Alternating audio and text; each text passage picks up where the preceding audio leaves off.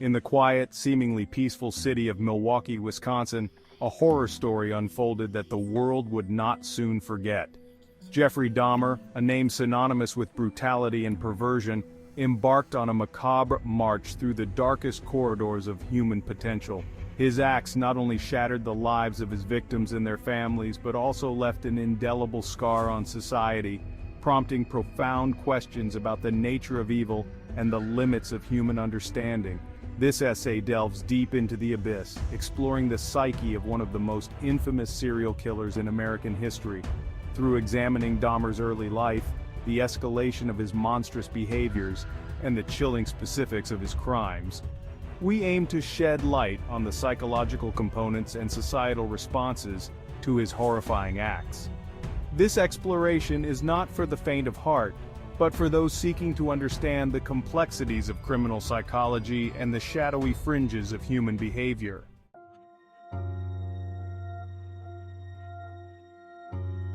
Jeffrey Dahmer's story begins in an average American household in Milwaukee, but the seeds of his future atrocities were sown early.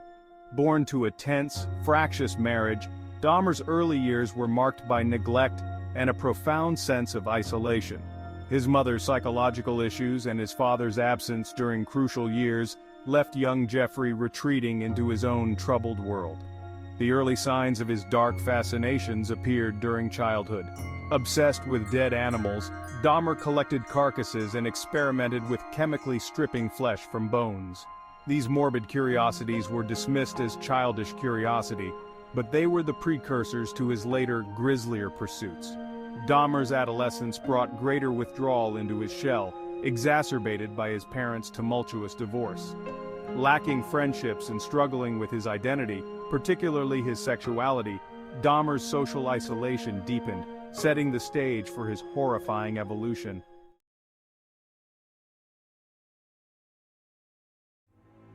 As Dahmer transitioned into adulthood, his inner turmoil escalated. His first murder, committed shortly after high school graduation, was a chilling foreshadowing of the darkness to come. Dahmer's victim was a hitchhiker named Stephen Hicks, whom Dahmer lured under the pretense of companionship. Post-murder, Dahmer's psychological state deteriorated. He enrolled in college and joined the army, but failed to integrate into either institution, his behaviors increasingly ruled by his compulsions. The failure to establish normal relationships pushed him further into a solitary existence, dominated by dark fantasies that he would soon act upon with terrifying regularity.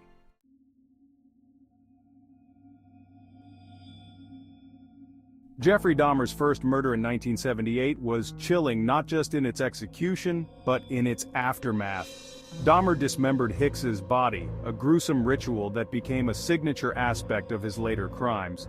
This act marked a critical point in Dahmer's psychological development, where his darkest impulses took physical form. The escalation of his crimes was rapid. Dahmer's apartment in Milwaukee became a house of horrors, where he lured young men with promises of money or sex. What followed were nightmarish scenes of drugging, murder, and worse.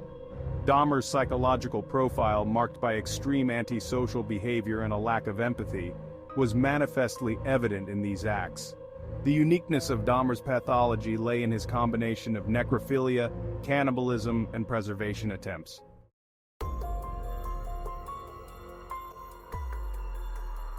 Dahmer's methods were systematic and horrifying. He often frequented gay bars and malls to pick up young men, luring them with promises that ranged from money to professional photography.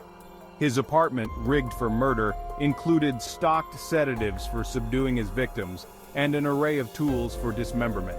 The psychological underpinnings of these rituals were complex.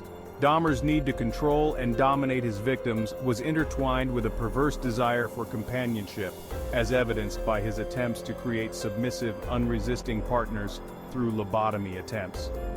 Most of Dahmer's victims were young, marginalized individuals, many of them racial minorities. This victim profile speaks to his predatory instincts, targeting those he perceived as vulnerable or less likely to be immediately missed.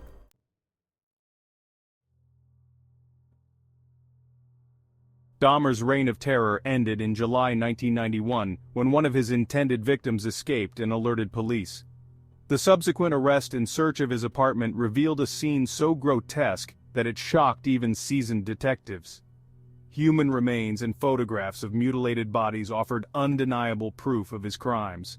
The aftermath was immediate and intense. The media descended on Milwaukee, drawing global attention to the case. Dahmer's confession, detailed and unemotional, provided a horrifying insight into his mind and methods. The public and media reactions varied from outrage and horror to morbid fascination.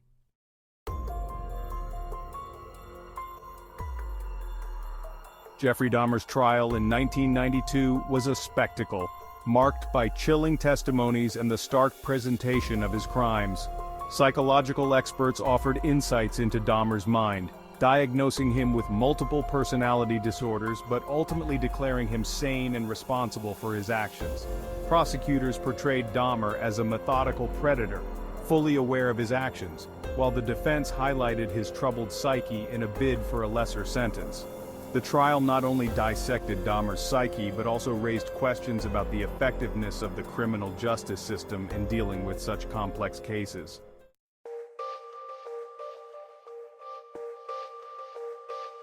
In prison, Dahmer was a polarizing figure. Some inmates viewed him with a mix of fear and fascination, while others expressed anger and revulsion. Dahmer himself reportedly adjusted poorly to prison life, finding himself the target of threats. Despite his horrific crimes, Dahmer expressed some remorse in prison interviews. He claimed a newfound religious faith and participated in church services. However, the sincerity of his repentance was questioned by many, considering the magnitude of his crimes.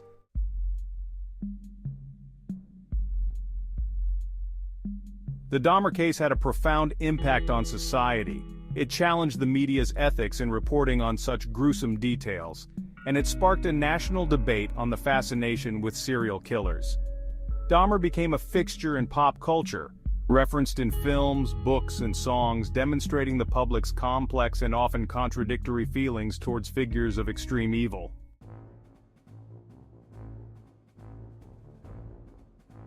Experts have long debated what made Dahmer tick. Some cite a lethal combination of genetic predisposition and environmental factors, while others focus on his isolated upbringing and early traumas. The nature versus nurture debate remains unresolved, but Dahmer's case provides crucial insights into how both elements might interact to form a serial killer. Comparisons with other serial killers show that while Dahmer shared certain traits such as charm and manipulative skills, his case was distinguished by his extreme acts of necrophilia and cannibalism. These comparisons have helped refine psychological profiles used in criminal investigations.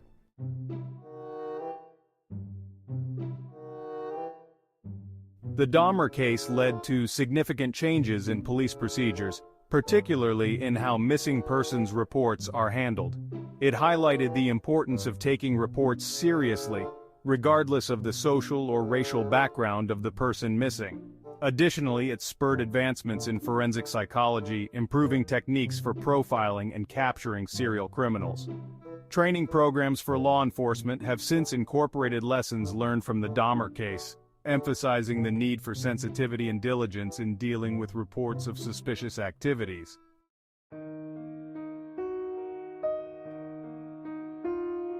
The families of Dahmer's victims have played a crucial role in shaping the legacy of the case. Their testimonies and advocacy have helped ensure that the victims are remembered not just as footnotes in a criminal case, but as individuals whose lives were tragically cut short. Memorials and documentaries have helped to humanize them, providing a counter-narrative to the sensational media coverage.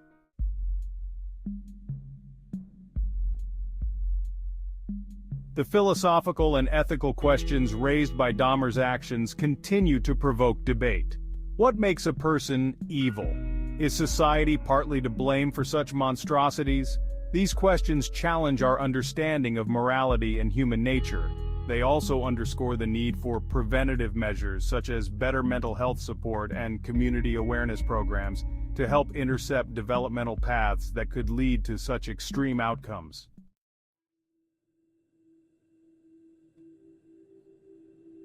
The dark saga of Jeffrey Dahmer offers grim lessons about the depths of human depravity, but also about the capacity for societal reflection and change. By examining such extreme cases, society can better understand and perhaps prevent future tragedies. Reflecting on our collective vulnerabilities and the cracks through which individuals like Dahmer slip is crucial in fostering a safer, more compassionate world. As we close this chapter on one of history's most chilling figures, we are reminded of the ongoing need to understand the darkest aspects of the human psyche, not to sensationalize them, but to prevent them.